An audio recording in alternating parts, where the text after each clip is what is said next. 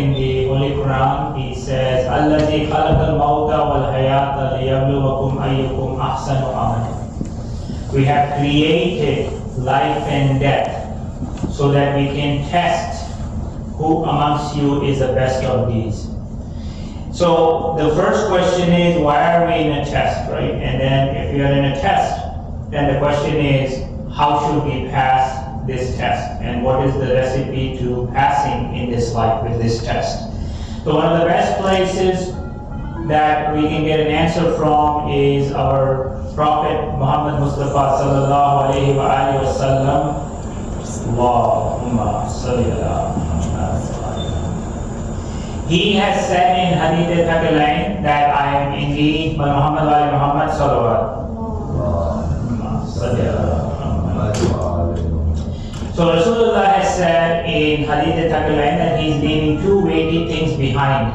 One is the Quran, and then the other one is the Ahlul Bayt. The Ahlul Bayt are these shining examples of how to lead our life on the basis of the Quran. However, one of the things that Allah subhanahu wa ta'ala in the Quran says in Surah Qamar, He says, وَلَقَدْ يَسَّرْنَا الْقُرْآنَ لِذِكْرَ فَهَلْ مِن مُزَكِّرٍ. We have indeed made the Quran easy to understand and remember. It's so interesting, like a lot of times we find we open the Quran, we think that it's very hard and it's very complicated. But Allah subhanahu wa ta'ala on the other hand is saying that we have made the Quran very easy to understand. And then He says, then is there anyone who will try to understand? So Allah is saying, I made it easy to remember and understand on one hand, and then He says, is there anyone? Is there anyone? So He's giving an open invitation. Is there anyone who will want to come understand it? So one of the easy places they always say is to start from the back, 14, 15 surahs, and listen to and try to learn and understand what they're talking about. So we'll talk about a little bit about the surahs. One of the best examples of how to easily understand the Quran and the message of life and how we are in this test is this group of surahs that start from Surah 99 all the way to Surah 104. The surahs are starting from Surah Zilzal to Surah Humazah. So in Surah Zilzal, Allah says that whosoever does even a speck of good deed, right? Even if you do a speck of good deed or a speck of bad deed, Allah will be able to show it to you in live 3D color, however you want to say it. Allah subhanahu wa ta'ala is going to be able to show it to you. Now, in older times, it probably was a hard concept to digest that, how you're going to be shown your whole life story, right? In live manner, you'll be able to see even a smallest speck of good or bad deed, you'll be able to see. Which now it's very easy. You have cameras, you're recording, you have something going on all the time where you can easily record things. So that record is always there, right? And Allah is always recording, so that's the interesting part. Every time you do something, Allah is always recording. So somebody else is not recording, Allah is recording. He Himself is saying, I'm recording it, because He's showing it. He's going to show it to you.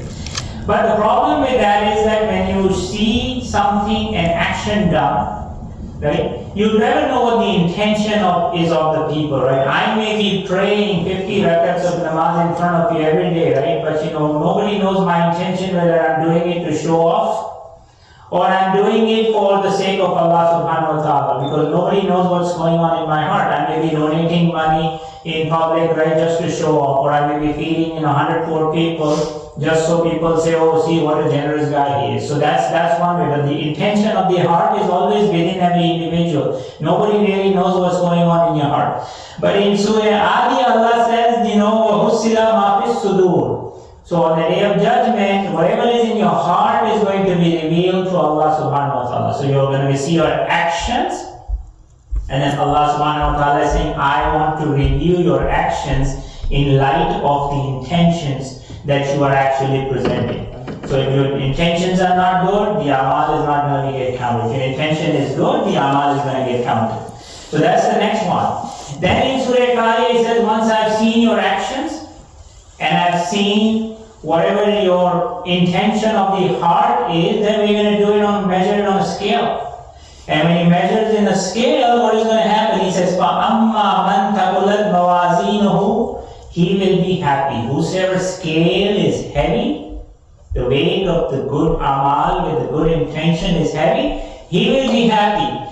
However, وَأَمَّا مَنْ خَفَّتْ مَوَازِينُهُ فَأُمُّهُ scale is light, and this is a figure of speech, such a beautiful figure of speech. Allah says, your mother will be the fire. Now imagine how much love your mother possesses for you, right? In this case, the fire of hell is going to be a mother. So she will take care of you. What's fire's tendency? To burn. Right? A mother's tendency is to do what? Rahmah, right? Rahmah and mercy. Fire is going to do what? The opposite. So she will be your mother. If your scales are light, she will be your mother. Then in Surah Takathur it says humans are greedy. Men are greedy. And not only that, we as humans are greedy, what do? We run for everything after in this world. And not only that, we are willing to risk whatever we have for the sake of getting this worldly accomplishment. Whatever this worldly accomplishment is, whatever we desire in this world, we are going after it with full-heartedness and risking everything that we want to get. And then in Surah Adiyah, he says, you are rushing as if you're greedy, as if you're doing a morning raid. Remember, I think, if you do a visual imagery, like, these are robbers who are actually descending down a mountain as if they're doing a raid. So they're rushing to get this worldly thing. And then he says, وَإِنَّهُ خَيْرٍ لِحُبِّ خَيْرٍ لَشَدِيدٍ. The love of this khair, of this world, is like so intense that we are willing to risk everything. Allah has described, these are all words from the Quran, right? So his love for this wealth is so intense. So in Surah Adiyah it says you want better quality, and in Surah Takathur it says you want a lot. So our tendencies in this world is we want more of this world, and we want more quality, and we want quantity. If I have 1 million, I want 2 million. If I have 1 house, I want 2 houses. Right? If I have 1 car, I want 3 cars. Right? If I have a Toyota Taurus or a Toyota Camry, I want to drive a Porsche, for example. Right? So you want not only more, but you also want better in quality. That's what we are running after.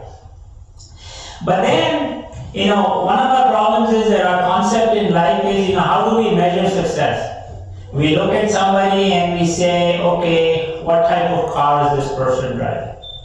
We look at his house and we say, okay, how big and beautiful this person's house is. We look at how much education this person is gotten. We look at the friend circle that this person is hanging out. And that's how we gauge the success of this person, right?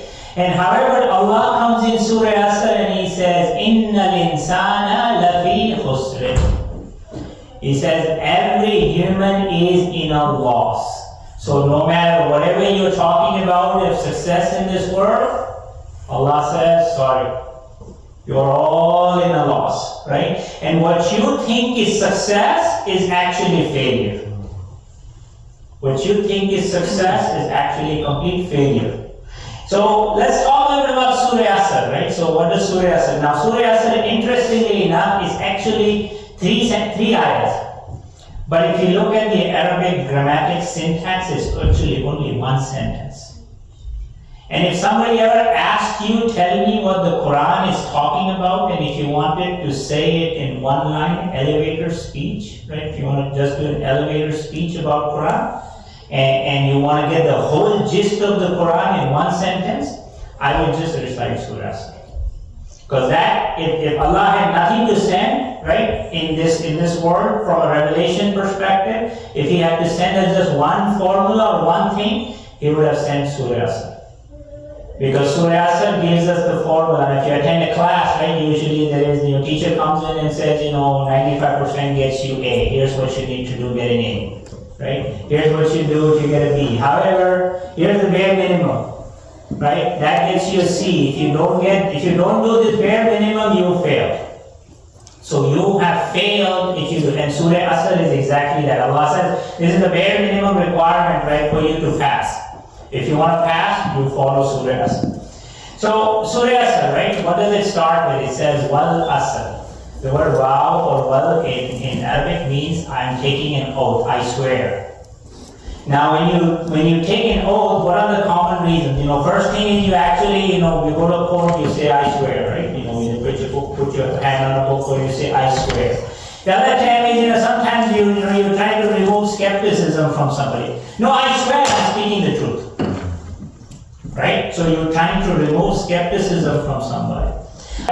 You swearing, right, to remove expression. It's an expression of anger, right?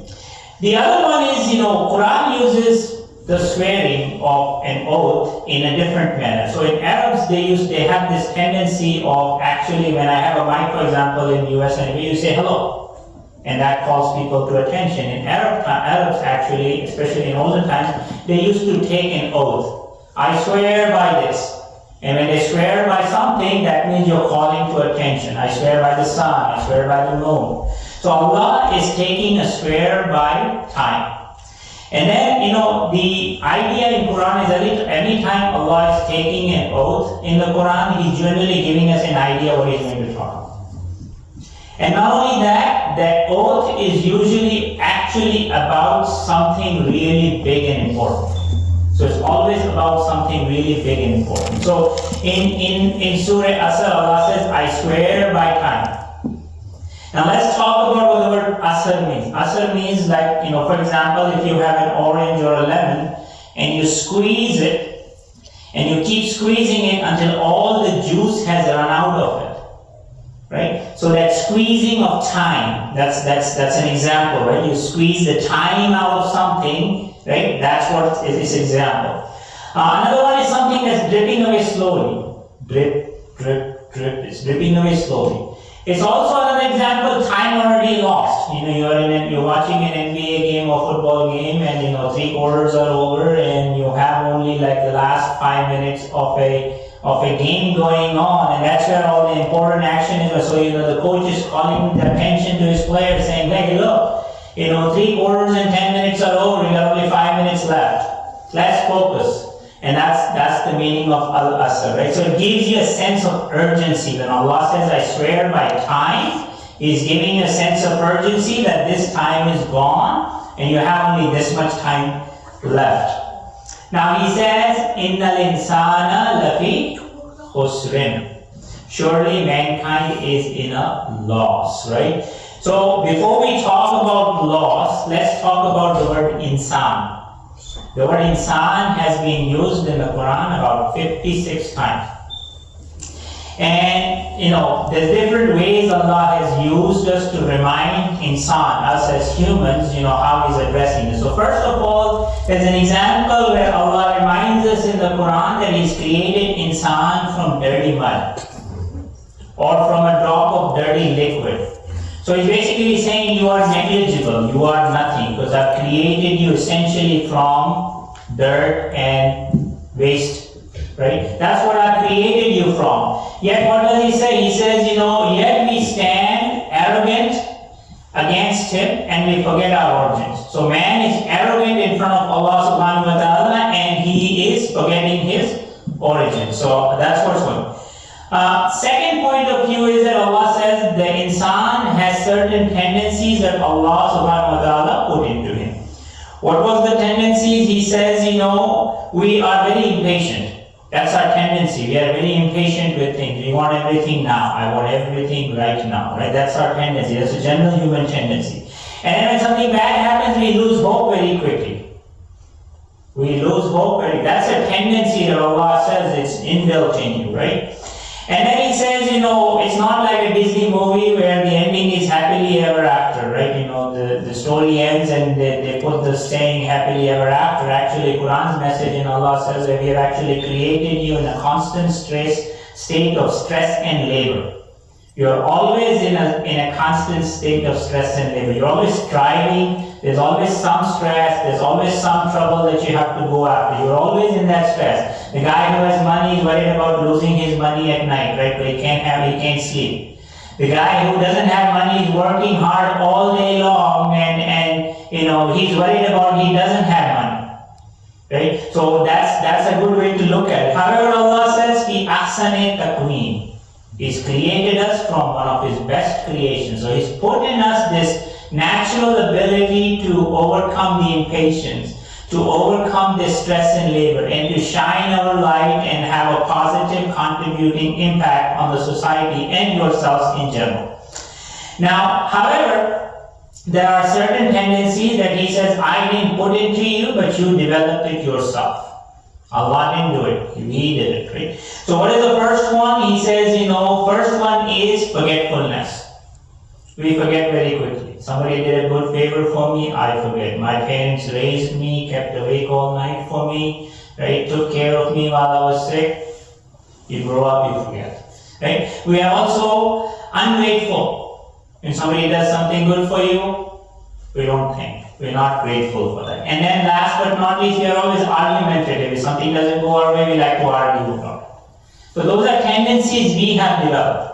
And then always the problem is that, we usually, when good things happen, we react as if we deserve it. And bad things happen, then you think Allah's punished you, right? And so we always react to the extreme anytime something good or bad happens. We can never stay in the middle. That's just our tendency. And when tough times hit us, right, we are always constantly begging to Allah. Oh Allah, remove this affliction from me.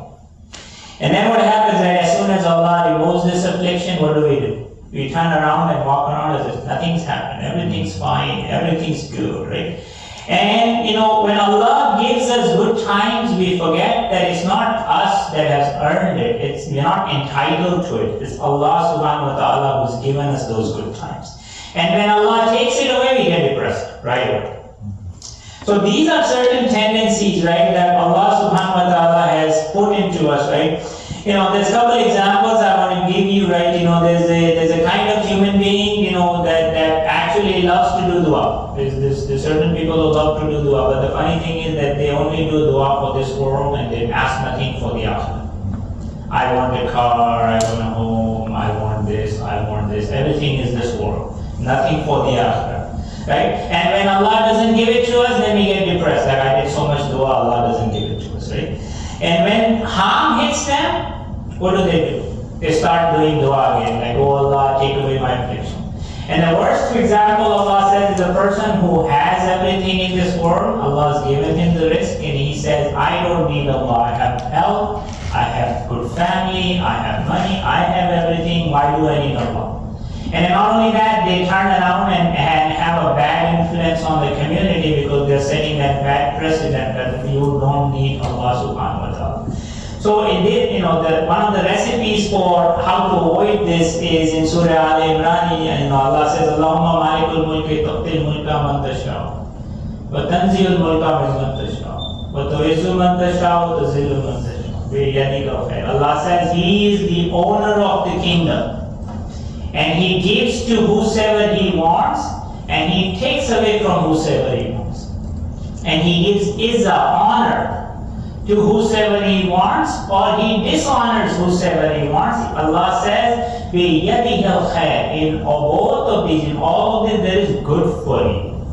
The problem is we don't recognize that there is good in it for us. When there is tough times, when something tough is going on, there's also something good for you to learn from. When there is, good times going on, there's also something in it for us to learn from. And one of the dominant failures that we have is being grateful. That's one of our biggest problems, right? And one of the best ways to be grateful is to be grateful to your parents. If you're not grateful to your parents, Allah has actually put our parents as representatives of His rahmah and His mercy on the earth. And if you want to actually see the rahmah or mercy of Allah subhanahu wa ta'ala in this earth, look at your parents.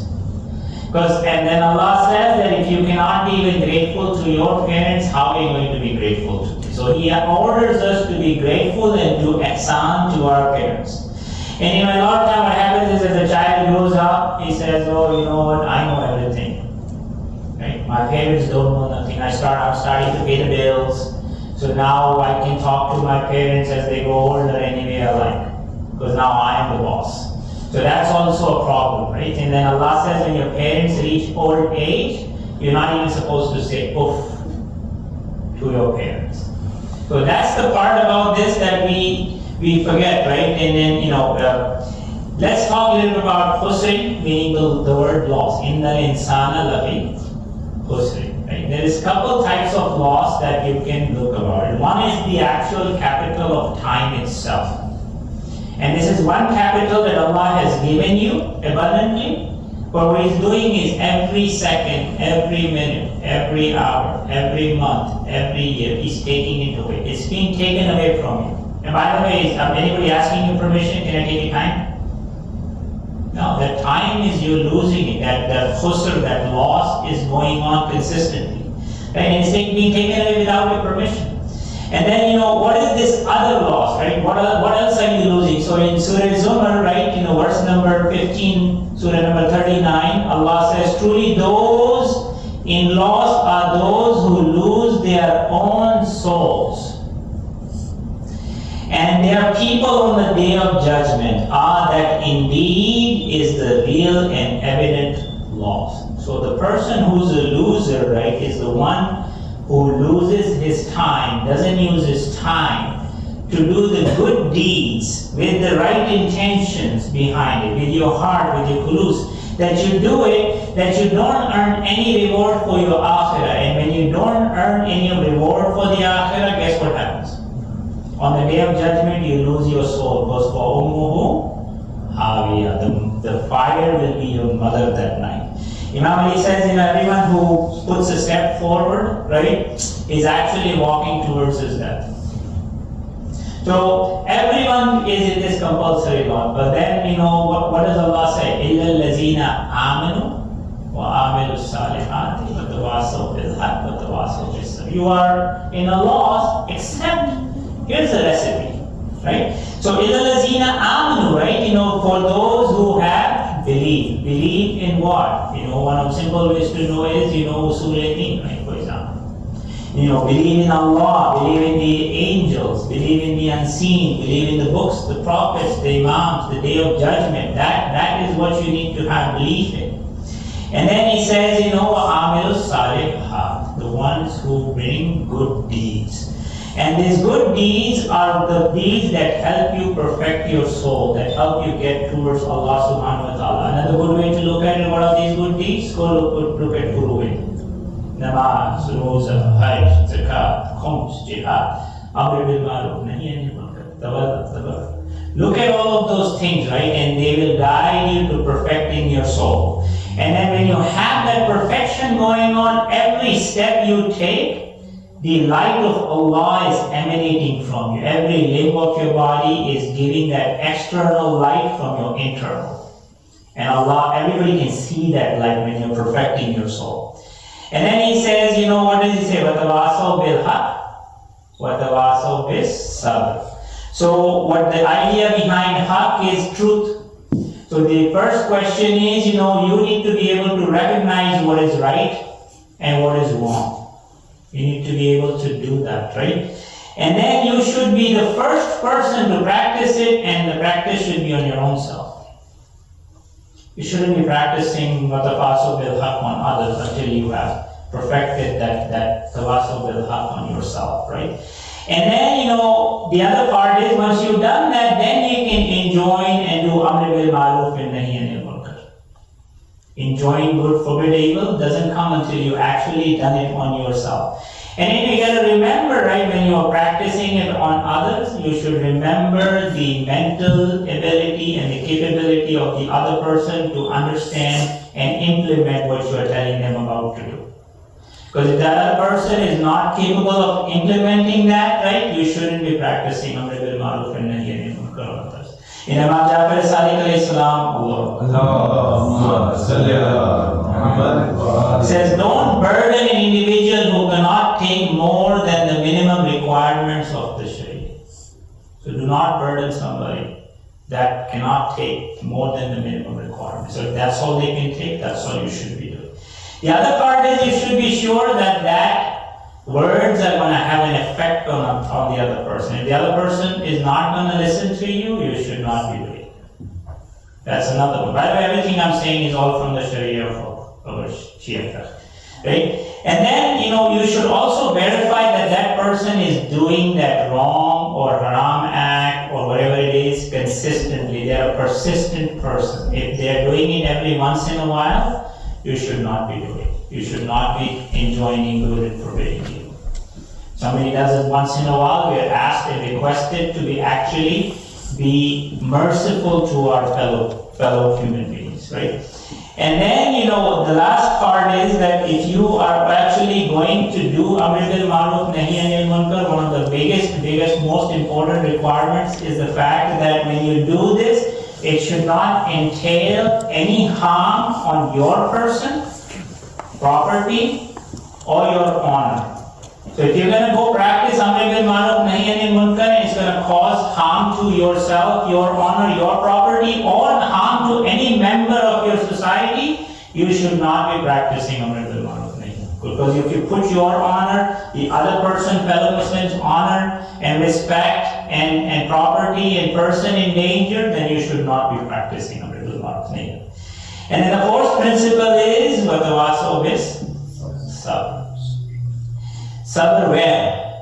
The idea of sabr is it's a very interesting concept, right? It should be practiced when you have fear and sadness going on. You should fear about being obedient to Allah subhanahu wa ta'ala. You should fear that how am I going to be able to be obedient to Allah subhanahu wa ta'ala. And you should also ask Allah to give you patience against motivations that come to you to do wrong things. So you should ask Allah to give you sabr to not do the wrong things. And then, you should also have sabr when bad things are happening to you, like losing family members, losing money, harm and loss in this life. Ask Allah to give you sabr. And then the last but not least is being patient with others. You should be patient with others, right? Time is a very valuable commodity, right? And we should make sure we always do it. Bismillahirrahmanirrahim. Wa asr innal insana lafi khusrin illa allazina amanu wa amilus salihati wa tawasaw bil haqqi wa tawasaw bis sabr. Inna Allaha wa malaikatahu yusalluna 'alan nabiyyi ya ayyuhallazina amanu sallu 'alaihi. And it is a month in which the ayah came which said, Inna Allaha wa malaikatahu yusalluna 'alan nabiyyi ya ayyuhallazina amanu sallu 'alaihi wa sallimu taslima.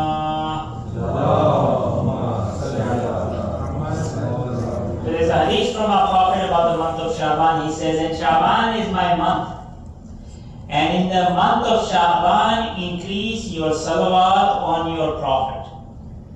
As Shaban is called the month of Shafa, intercession, because your messenger intercedes for everyone who prays upon him. So if you do salawat, your Prophet will do intercession for you, especially in the month of Shaban. There's also some occasions that happen in this month, right? There's the Laylat al-Barat, but the bigger one is more to do with the birth of our third Imam, Imam Hussain alayhi salam. Imam Zainul Abidin alayhi salam. Bibi Zainab alayhi salam. Imam Abbas alayhi salam, and last but not least, right, our last Imam, Imam Mahdi Sahibul Zaman, Ajalallahu ta'ala.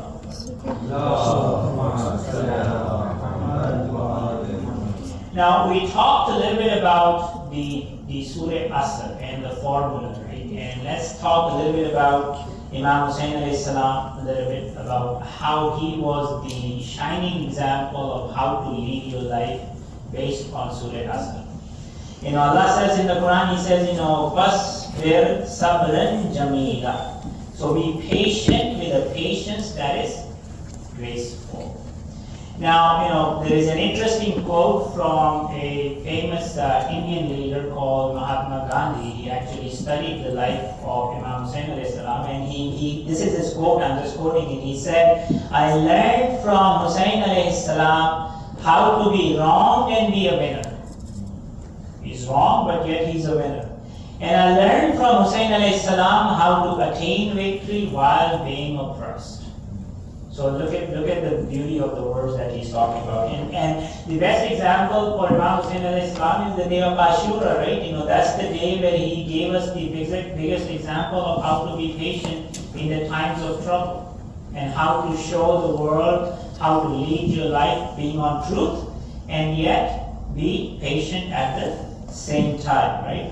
And not only that, Imam Hussain alayhi salam showed one of them, his companions showed some of the most highest moral character and virtues, right? Because they were being tortured, they were being killed, right? His family was being killed, kids were being killed, relatives were being killed, companions were being killed. Yet all the time they were extolling the Muslims in a moral manner, telling them to come towards the right path.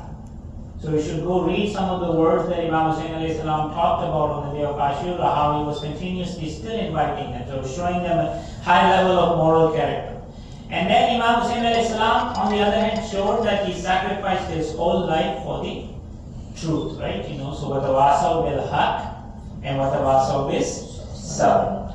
Now, I have a lot of youth and a lot of people here in the community, so I want to kind of bring a secondary topic up, which says, one of the ways to honor Imam Hussain alayhi salam is to actually volunteer in the community.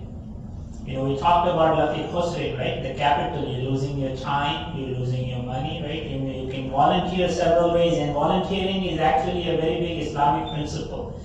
It encompasses the principles of charity, compassion, kindness, and generosity, right? And not only that, when you go out and volunteer, you actually come out of your comfort zone, right? And then it helps you build a strong spiritual relationship with your community, right? And part of this is going and helping those who are poor, standing up for social justice causes, right? Don't be the person who's just showing up in Ramadan and Muharram, right? The center is actually here 12 months a year, right? And so you should be volunteering all 12 months of the year, right? Because not only that, what does it do? It actually brings us a sense of purpose and a sense of fulfillment.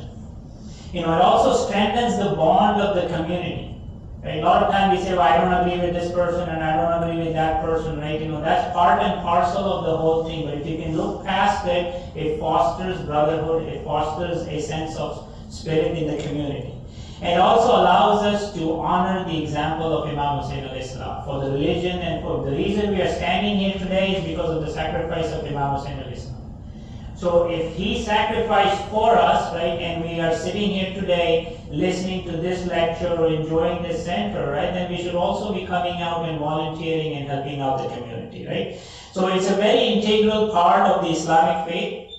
It brings us closer to Allah subhanahu wa ta'ala, gets us His love, gets us His blessings, and brings us rewards, right? For not only this world, but for the akhirah. What did I say, right? Inna al-insana lafi khusrin, illa allazina amanu wa amilu salihat, wa tawasaw bil haq, wa tawasaw bis sabr. And wa tawasaw bil haq, wa tawasaw bis sabr actually means being patient with each other and inviting each other towards the truth and the right path.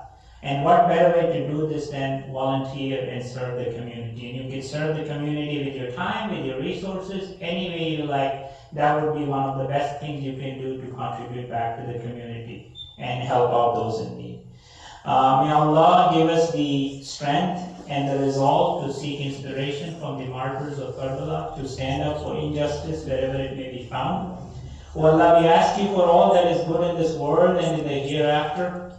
O Allah, we seek refuge with you from all evil in this world and in the hereafter. O Allah, we ask you for the good that your servant and prophet has asked you for. This is the month of our prophet, right? Keep doing salawat on him, right? And we seek refuge with you from evil from which your servant and prophet sought refuge from. O Allah, we ask you for paradise and for that which brings one closer to it. And we seek refuge in you from hell and from that which brings one closer to it. Bismillahir Rahmanir Rahim. قل هو الله احد الله الصمد لم يلد ولم يولد ولم يكن له كفوا احد. اللهم اغفر للمؤمنين والمؤمنات والمسلمين والمسلمات الاحياء والاموات التابعين بيننا وبينهم بالخيرات انك مجيب الدعوات انك على كل شيء قدير. ان الله وملائكته يصلون على النبي يا ايها الذين امنوا صلوا عليه وسلموا تسليما.